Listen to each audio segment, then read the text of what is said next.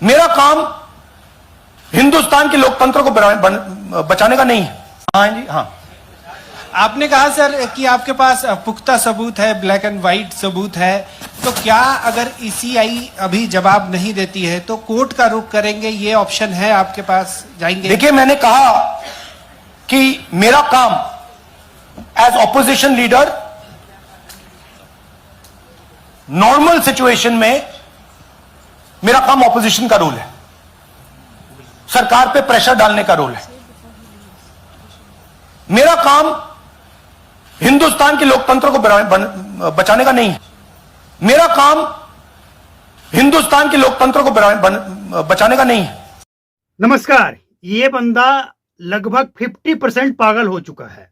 आप समझिए कि जिसे लोकतंत्र से मतलब नहीं है, भारत से मतलब नहीं है, भारत के लोगों से मतलब नहीं है, भारत के संस्कृति संस्कार से मतलब नहीं है, वो भारत का प्रधानमंत्री बनाने जो चला है चमचे, उन लोगों को अब समझ में आ जाना चाहिए कि इस व्यक्ति का अगर इलाज नहीं हुआ ना तो ये देश के लिए खतरा तो बाद में है, पहले अपने पार्टी के नेताओं को निगल जाएगा, खा जाएगा, खत्म कर देगा, अपने पार्टी को समाप्त कर देगा खुद ही।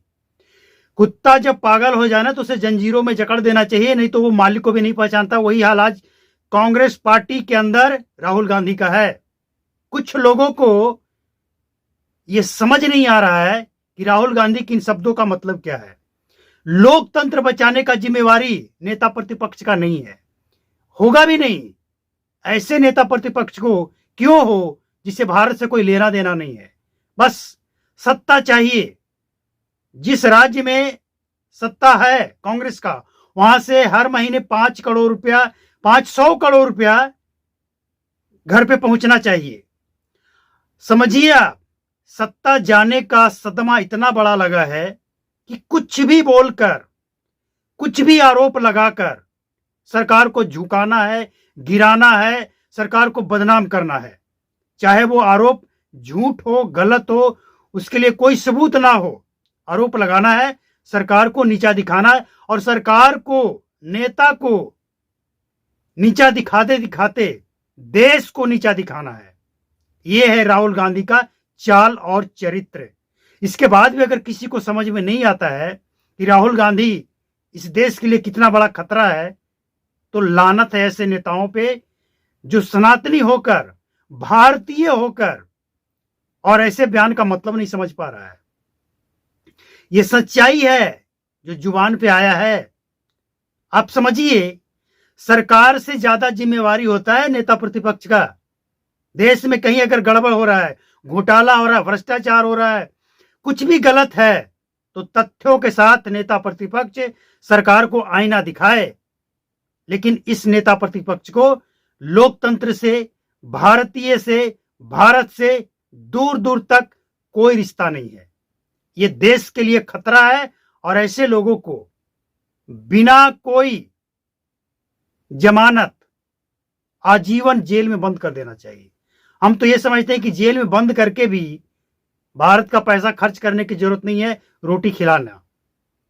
ये जहां का है इसे वहां वापस भेजना चाहिए। ये वही व्यक्ति है जो ना जाने कितनी बार कोर्ट में जाकर माफी मांगा है झूठे आरोप के चलते। फिर भी ये कांग्रेस वाले समझते नहीं है या समझना चाहते नहीं है, और कुछ सुनना बाकी रह गया है।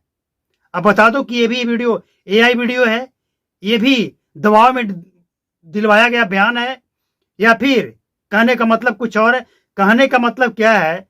देश की जनता मूर्ख है, बेवकूफ है, अनपढ़ है, नहीं समझ रहा है कि लोकतंत्र में क्या बोलना है, क्या नहीं बोलना है, किसकी क्या जिम्मेवारी है। जनता नहीं समझ रही है, मूर्ख है एकदम, सब मूर्ख है, पूरा 140 करोड़। एक होशियार अगर कोई है तो यही है। तो कांग्रेसियों और चमचों, गधे को चाहे जितना कोशिश कर लो घोड़ा बनाकर रेस में दौड़ाने का, गधा हमेशा गधा ही होता है। और सबसे बड़ी बात, अगर लोकतंत्र में आजादी सरकार के खिलाफ इन नेताओं को बोलने के लिए मिला है तो हम लोगों को भी मिला है।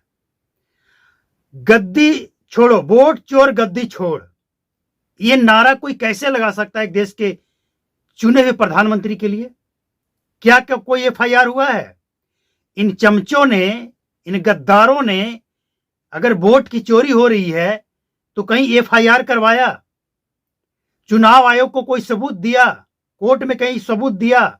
और जब तक कोर्ट ये सिद्ध ना कर दे कि वोट की चोरी हुई है, वोट चोरी करके सरकार बनाई गई है, जब तक सिद्ध नहीं होता है, किसी को कोई वोट चोर कैसे कह सकता है?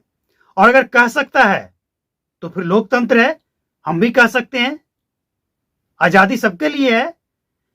हां, इक्का दुक्का जगह अगर गड़बड़ी हुई है, कहीं ये लोग एग्जाम्पल लेते हैं चंडीगढ़ का, तो आपको कोर्ट में जाना चाहिए ना, सबूत लेकर जाइए। रोका किसने है? कोर्ट में बड़े बड़े वकील आपके खड़े हैं जो क्रिमिनल्स को, आतंकवादियों को 12 बजे रात में दरवाजा कोर्ट का खुलवाकर बचा लेते हैं। जाना चाहिए, सबूत देना चाहिए। यहां आकर चिल्लाने से क्या होगा सोशल मीडिया पे? तो देश के लोगों को अब यह समझना पड़ेगा कि यह बंदा पूरी तरह से अगर पागल नहीं हुआ है तो आने वाले कुछ दिनों में पूरी तरह से पागल हो जाएगा, और इतना पागल हो जाएगा कि अपने पार्टी के लोगों को ही निगल जाएगा।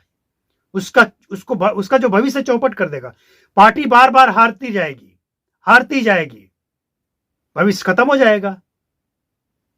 लेकिन जो समझदार नेता है वो पार्टी छोड़कर साइड हो रहा है। वो समझ रहा है कि भैया इस पार्टी का जो नेतृत्व है वो डूबने वाला है, लेकर डूबेगा। ये किस तरह का बयान है? ये सरकार को झुकाना है, गिराना है, भगाना है, पिटवाना है, डंडा से मारेगा।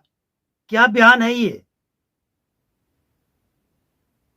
मतलब आप समझिए किस तरह का बयान है। एक बात और है इसमें, राहुल गांधी की इसमें कोई गलती नहीं है। गलती सरकार की भी है और उनके सहयोगी दलों की भी है। आप एफआईआर क्यों नहीं करते हैं? कहीं आरोप सिद्ध हुआ है कि वोट की चोरी हुई है, एफआईआर हुआ है, आरोप सिद्ध हुआ है, फिर ये चिल्लाने का क्या मतलब है? और सबसे हैरान करने वाली जो बात है वो ये है, ये आरोप कौन लगा रहा है, चिल्ला कौन रहा है? जो खुद, जिसके खानदान में, जिसके परिवार में कोर्ट ने जिसके ऊपर ठप्पा लगा दिया है, इलेक्शन नहीं लड़ सकता है। तुम चोर हो, चोरी किए हो, लूटे हो। कोर्ट ने, सुप्रीम कोर्ट ने जिसके ऊपर ठप्पा लगा दिया है, वो आज वोट चोर, गद्दी छोड़ बोल रहा है। कुछ लोग जमानत पे है, कुछ सजा काट रहा है, और वो आज आरोप उसके ऊपर लगा रहा है जिसके लिए ना कहीं एफआईआर है, ना कोई कहीं सुनवाई हो रहा है। तो ये मामला बहुत सीरियस है। देश के लोगों को समझना होगा कि अगर वोट की चोरी हुई है तो सबूत देना पड़ेगा, दिखाना पड़ेगा। हो गया ना, बिहार में वोट अधिकार यात्रा हो गया, डेटा आया होगा ना, बिहार में कितने लोगों का नाम कटा, वो डेटा सार्वजनिक करो, बताओ चुनाव आयोग ने कितने लोगों का नाम काट दिया जिसका नहीं कटना चाहिए था, और उन लोगों का नाम आप लोगों ने जुड़वा दिया सबूत के साथ, लॉजिक के साथ। और अगर नहीं तो फिर यह समझा जाएगा कि यह व्यक्ति पागल है, और इसकी पागलपन का असर देश के ऊपर भी होने वाला है। आप समझिए, नेपाल में अगर होता है तो उसकी तुलना भारत से की जाती है कि भारत में भी यही होगा। क्यों? नेपाल में क्या हुआ पता है? अगर नहीं पता है तो पहले नेपाल जाकर अच्छी तरह से पता कर लो। जो परिवारवादी नेता है, जो भ्रष्टाचारी नेता है, उसके ऊपर ये जो कुछ भी हुआ उसके ऊपर हुआ है कार्रवाई। उसे भगाया गया है नेपाल से, उसे खदेड़ खदेड़ कर पीटा गया है, यहां तक कि हत्या कर दी गई है पूर्व प्रधानमंत्री के पत्नी की। तो भारत में अगर चाहते हो ना कि वहां नेपाल जैसा हो, तो याद रखना, नेपाल जैसा अगर भारत में हुआ तो भारत में सबसे ज्यादा भ्रष्टाचारी कौन है, भारत में आज जमानत पे कौन है, भारत में किनके परिवारों को कोर्ट ने चुनाव लड़ने से रोका है, किसको जमानत देकर रखा है, किसके ऊपर मुकदमा चल रहा है, कौन भ्रष्टाचारी है, कौन परिवारवाद है, अपने गिरेबान में झांक लेना, फिर ये बात करना कि नेपाल जैसा भारत में होना चाहिए। अगर होना चाहिए तो हो, मजा आएगा, हम भी देखेंगे कि कितने भ्रष्टाचारी हैं और कहां भाग कर जाता है ये। तो जो आरोप लगाने वाले हैं ना, कुछ भी और सबूत नहीं है, उनके लिए ये वीडियो साफ कर देगा। जितना दिमाग में कचरा है ना, सब साफ कर देगा। इस वीडियो को शेयर कीजिए, इतना शेयर कीजिए कि राहुल गांधी तक पहुंचे और पता लगे कि राहुल गांधी के खिलाफ देश में बोलने वाले ऐसे लोग हैं जो डरते नहीं हैं। कोई डर नहीं, जो उखाड़ना है उखाड़ लो। लोकतंत्र में आजादी बोलने की अगर है तो सिर्फ ऐसे पागलों को नहीं है, हम लोगों को भी है, और बोलेंगे। जो सच है वो सच है। पूरी दुनिया आज जहां भी इस तरह की घटनाएं होती है, नेपाल जैसा, वहां के लोग कहते हैं कि भारत के जैसे प्रधानमंत्री हैं वैसे प्रधानमंत्री चाहिए, ताकि भ्रष्टाचार खत्म हो जाए। और जैसे चिल्ला रहे हैं ना भारत में भ्रष्टाचारी नेता एक होकर, जो कभी लड़ते हैं, और अभी भी आज देखिए ना भारत में कांग्रेस और आम आदमी पार्टी की हालत देखिए। चुनाव आया तो दोनों एक हो गए, दोस्त। चुनाव खत्म और दोनों दुश्मन। मतलब अवसर के लिए, भारत को लूटने के लिए ये लोग किसी भी हद तक गिर सकता है, और भारत को लूटने के बाद एक दूसरे पे आरोप लगाता है। आप समझिए कि इन लोगों की हालत आज वो है कि मोदी जी ने जो कहा ना, न खाऊंगा ना खाने दूंगा, वही हाल है इन लोगों की। आप समझ लीजिए कि अगर विरोधियों की तरफ से प्रधानमंत्री का विरोध हो रहा है और पर्सनली विरोध हो रहा है, तो समझिए कि वो व्यक्ति देश के ऊपर बिल्कुल सही फिट बैठता है। और ऐसे ही प्रधानमंत्री की जरूरत है जो घोटालेबाज, जो परिवारवाद के अंदर छटपटाहट है, जो छटपटाहट है ना, वो कारण यही है कि इन सब पे लगाम लगा है। और अगर लगाम लगा है तो छटपटाना जाहिर सी बात है, छटपटाएंगे ही। लेकिन देश के लोगों का भी ये समझना होगा कि ये बंदा पागल हो चुका है, और ऐसे बंदा को बॉयकॉट भी करना है, और इलेक्शन में वो सबक सिखाना है, वो सबक सिखाना है कि इसका खाता तक नहीं खुले।